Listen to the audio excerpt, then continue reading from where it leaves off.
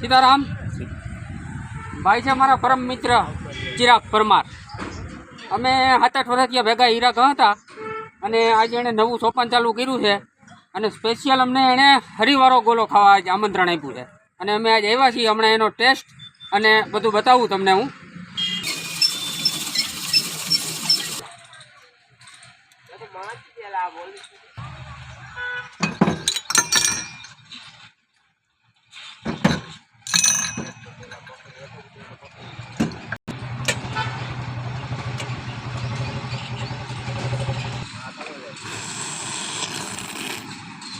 વાહ ભાઈ વાહ, નાનપણ યાદ આવી ગઈ હો.